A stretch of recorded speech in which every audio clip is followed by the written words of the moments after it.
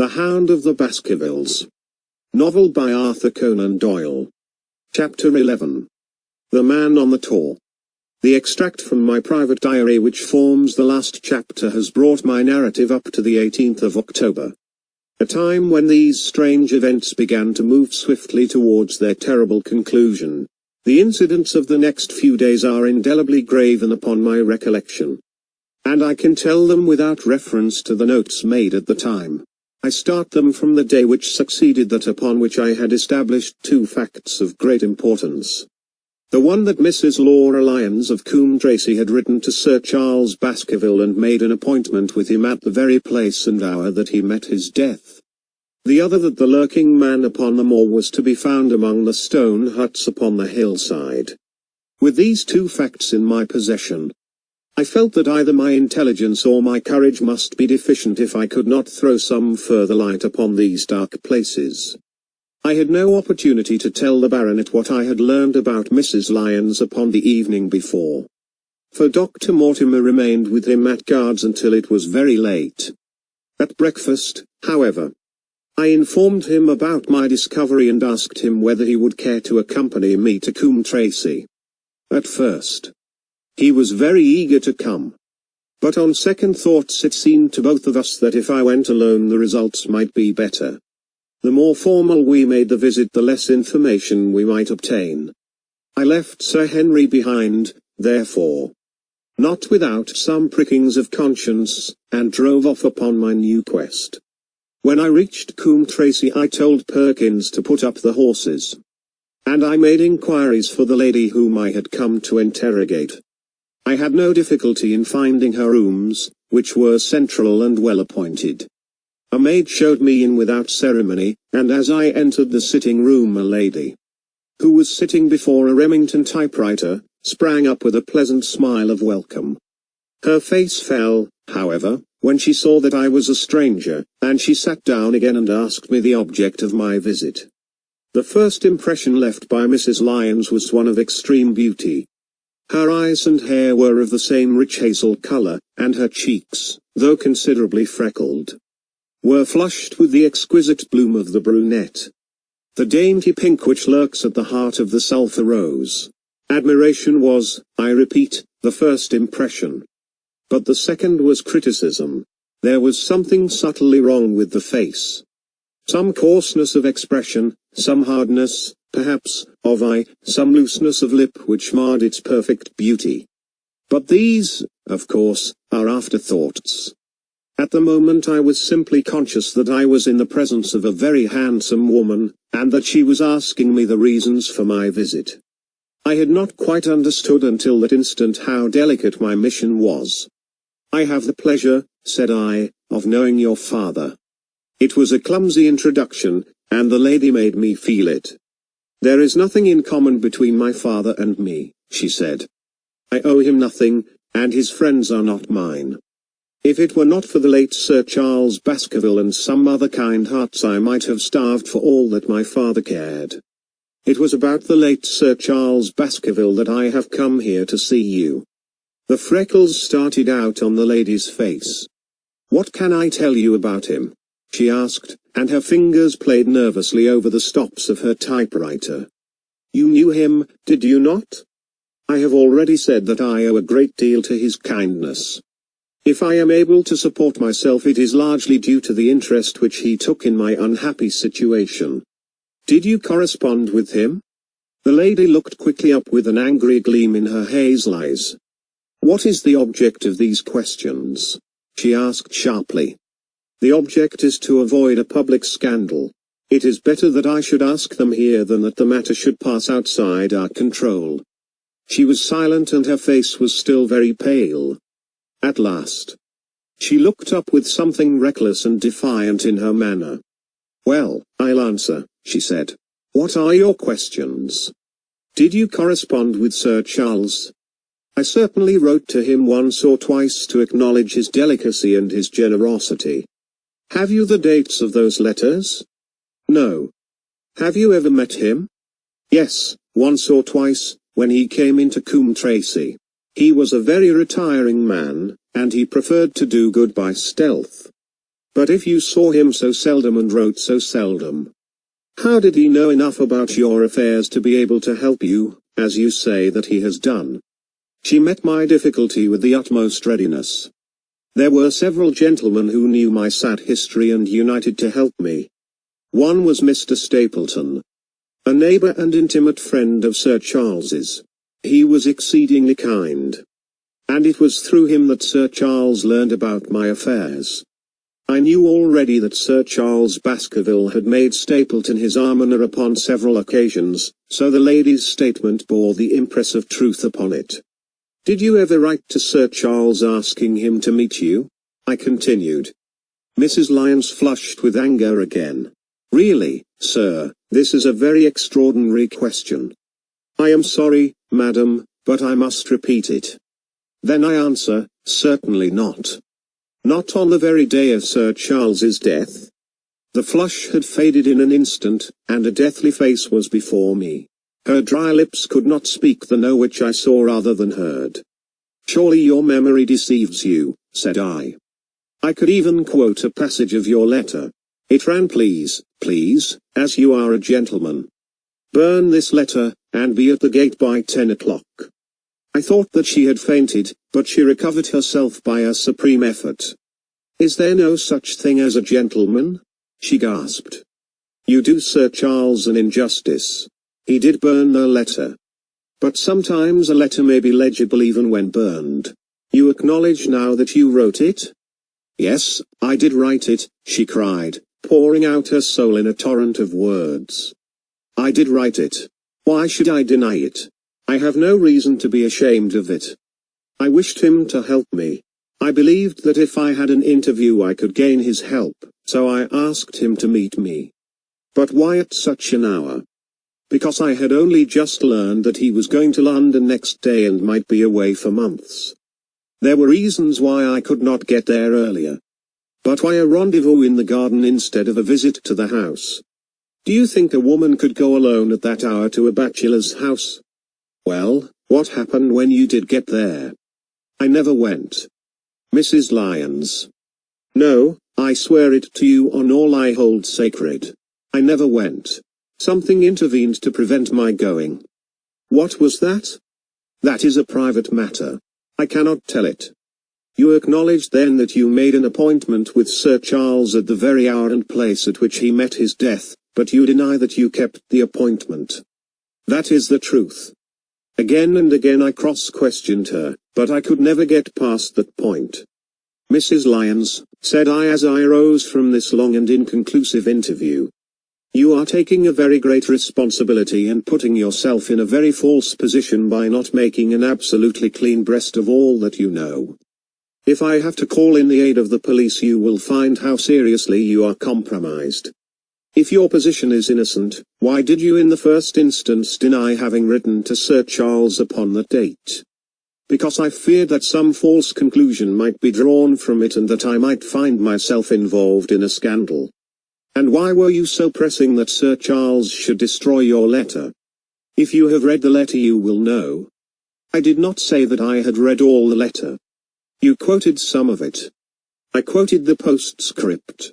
The letter had, as I said, been burned and it was not all legible. I ask you once again why it was that you were so pressing that Sir Charles should destroy this letter which he received on the day of his death. The matter is a very private one. The more reason why you should avoid a public investigation. I will tell you, then. If you have heard anything of my unhappy history you will know that I made a rash marriage and had reason to regret it. I have heard so much. My life has been one incessant persecution from a husband whom I abhor. The law is upon his side, and every day I am faced by the possibility that he may force me to live with him. At the time that I wrote this letter to Sir Charles, I had learned that there was a prospect of my regaining my freedom if certain expenses could be met. It meant everything to me, peace of mind, happiness, self-respect, everything. I knew Sir Charles's generosity, and I thought that if he heard the story from my own lips he would help me. Then how is it that you did not go? Because I received help in the interval from another source. Why then, Did you not write to Sir Charles and explain this? So I should have done had I not seen his death in the paper next morning. The woman's story hung coherently together, and all my questions were unable to shake it. I could only check it by finding if she had, indeed, instituted divorce proceedings against her husband at or about the time of the tragedy. It was unlikely that she would dare to say that she had not been to Baskerville Hall if she really had been. For a trap would be necessary to take her there, and could not have returned to Coombe Tracey until the early hours of the morning. Such an excursion could not be kept secret. The probability was, therefore, that she was telling the truth, or, at least, a part of the truth. I came away baffled and disheartened. Once again I had reached that dead wall which seemed to be built across every path by which I tried to get at the object of my mission. And yet the more I thought of the lady's face and of her manner, the more I felt that something was being held back from me. Why should she turn so pale? Why should she fight against every admission until it was forced from her? Why should she have been so reticent at the time of the tragedy? Surely the explanation of all this could not be as innocent as she would have me believe. For the moment I could proceed no farther in that direction, but must turn back to that other clue which was to be sought for among the stone huts upon the moor. And that was a most vague direction. I realized it as I drove back and noted how hill after hill showed traces of the ancient people. Barrymore's only indication had been that the stranger lived in one of these abandoned huts, and many hundreds of them are scattered throughout the length and breadth of the moor. But I had my own experience for a guide, since it had shown me the man himself standing upon the summit of the Black Tor.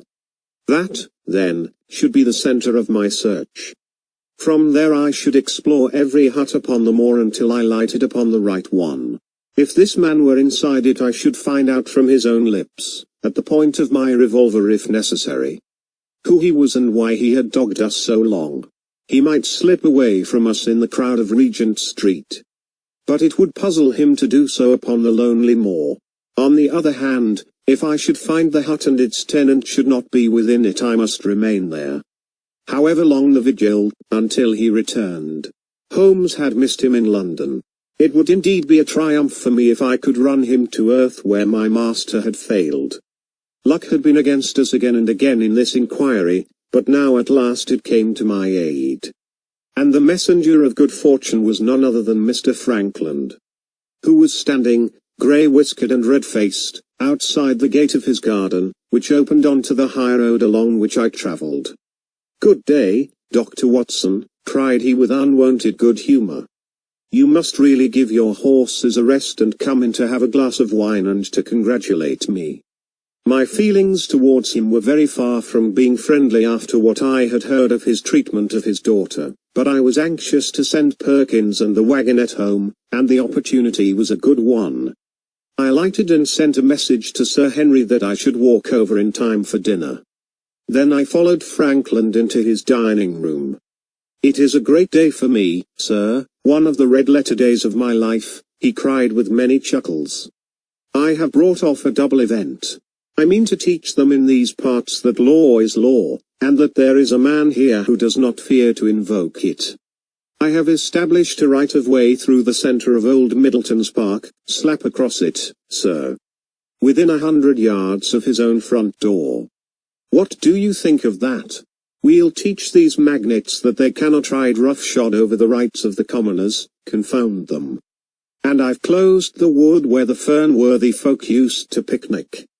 These infernal people seem to think that there are no rights of property, and that they can swarm where they like with their papers and their bottles.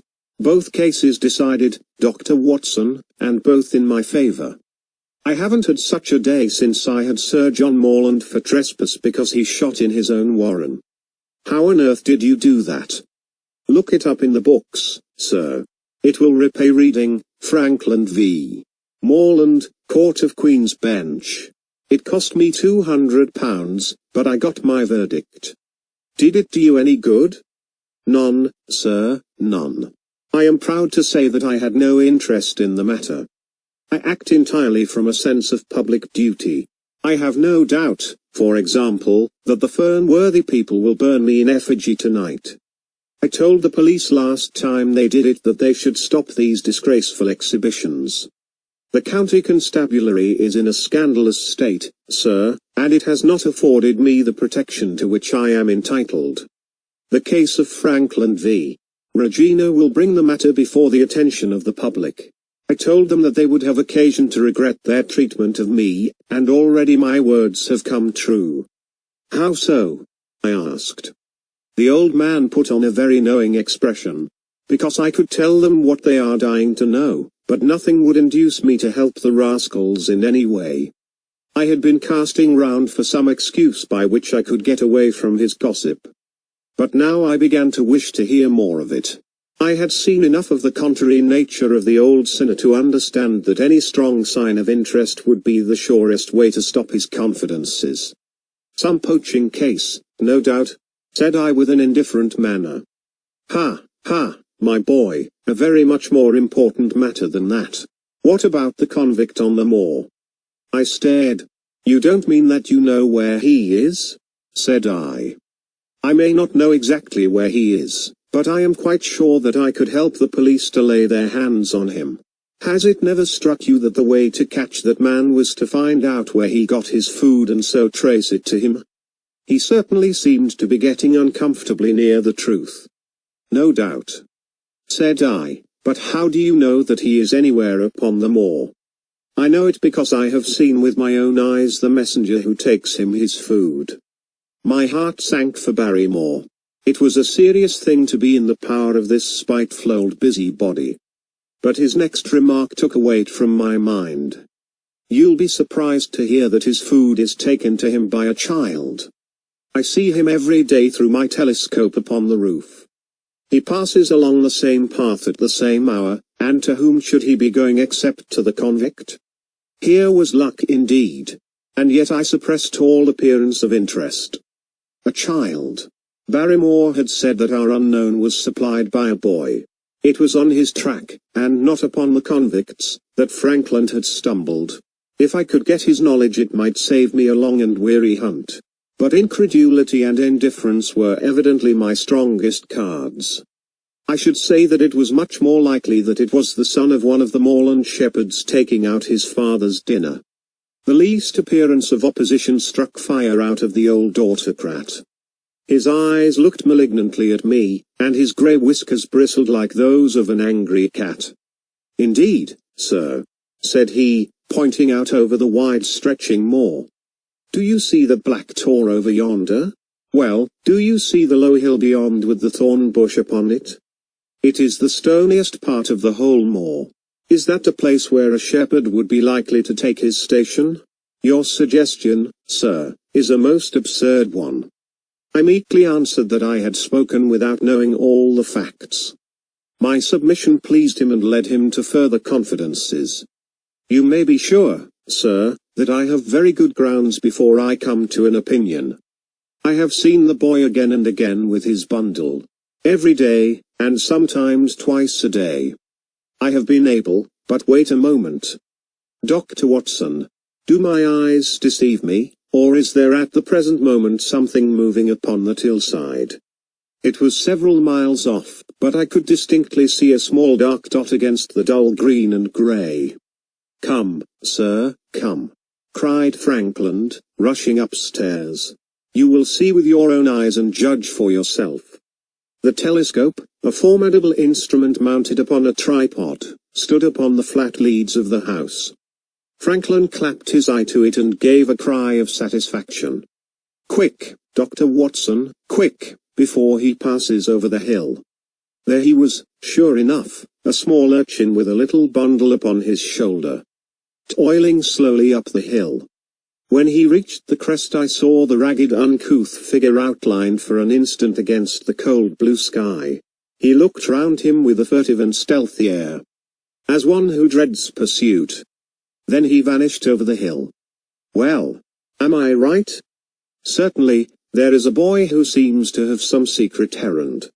And what the errand is even a county constable could guess. But not one word shall they have from me, and I bind you to secrecy also, Dr. Watson. Not a word. You understand? Just as you wish. They have treated me shamefully, shamefully. When the facts come out in Franklin v. Regina, I venture to think that a thrill of indignation will run through the country.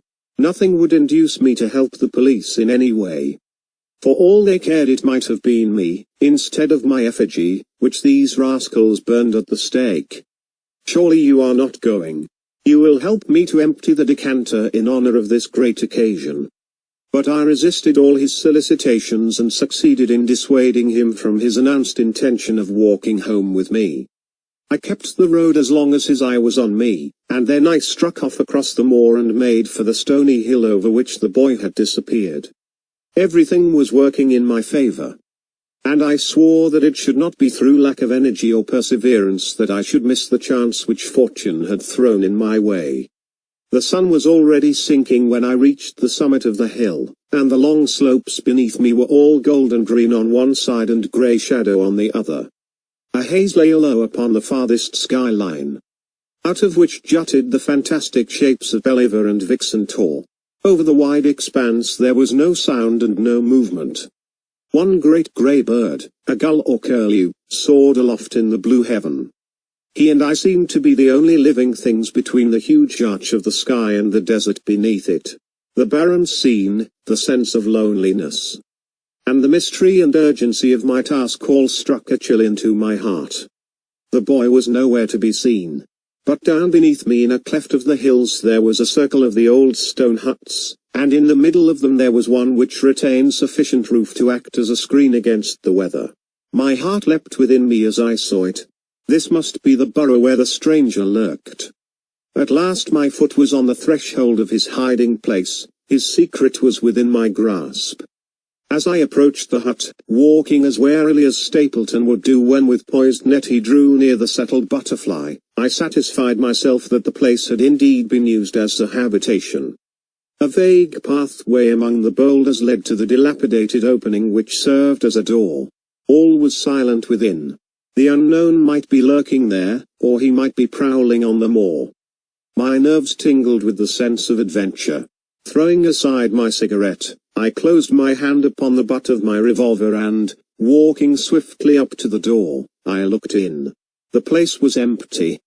But there were ample signs that I had not come upon a false scent. This was certainly where the man lived. Some blankets rolled in a waterproof lay upon that very stone slab upon which Neolithic man had once slumbered. The ashes of a fire were heaped in a rude grate. Beside it lay some cooking utensils and a bucket half full of water. A litter of empty tins showed that the place had been occupied for some time. And I saw, as my eyes became accustomed to the checkered light, a pannikin and a half-full bottle of spirits standing in the corner. In the middle of the hut a flat stone served the purpose of a table, and upon this stood a small cloth bundle, the same, no doubt, which I had seen through the telescope upon the shoulder of the boy. It contained a loaf of bread, a tin tongue, and 2 tins of preserved peaches. As I set it down again, after having examined it, my heart leapt to see that beneath it there lay a sheet of paper with writing upon it. I raised it, and this was what I read, roughly scrawled in pencil: Dr. Watson has gone to Coombe Tracy. For a minute I stood there with the paper in my hands thinking out the meaning of this curt message. It was I, then, and not Sir Henry, who was being dogged by this secret man. He had not followed me himself, but he had set an agent, the boy, perhaps, upon my track, and this was his report. Possibly I had taken no steps since I had been upon the moor which had not been observed and reported. Always there was this feeling of an unseen force, a fine net drawn round us with infinite skill and delicacy, holding us so lightly that it was only at some supreme moment that one realized that one was indeed entangled in its meshes. If there was one report there might be others, so I looked round the hut in search of them. There was no trace, however, of anything of the kind, nor could I discover any sign which might indicate the character or intentions of the man who lived in this singular place, save that he must be of Spartan habits and cared little for the comforts of life. When I thought of the heavy rains and looked at the gaping roof, I understood how strong and immutable must be the purpose which had kept him in that inhospitable abode. Was he our malignant enemy, or was he by chance our guardian angel? I swore that I would not leave the hut until I knew. Outside the sun was sinking low and the west was blazing with scarlet and gold. Its reflection was shot back in ruddy patches by the distant bulls which lay amid the great Grimpen mire. There were the 2 towers of Baskerville Hall, and there a distant blur of smoke which marked the village of Grimpen. Between the two, behind the hill, was the house of the Stapletons. All was sweet and mellow and peaceful in the golden evening light, and yet as I looked at them my soul shared none of the peace of nature but quivered at the vagueness and the terror of that interview which every instant was bringing nearer. With tingling nerves but a fixed purpose, I sat in the dark recess of the hut and waited with somber patience for the coming of its tenant. And then at last I heard him. Far away came the sharp clink of a boot striking upon a stone. Then another and yet another, coming nearer and nearer. I shrank back into the darkest corner and cocked the pistol in my pocket, determined not to discover myself until I had an opportunity of seeing something of the stranger. There was a long pause which showed that he had stopped. Then once more the footsteps approached and a shadow fell across the opening of the hut. "It is a lovely evening, my dear Watson," said a well-known voice. "I really think that you will be more comfortable outside than in." End of the chapter. Thank you. Thank you.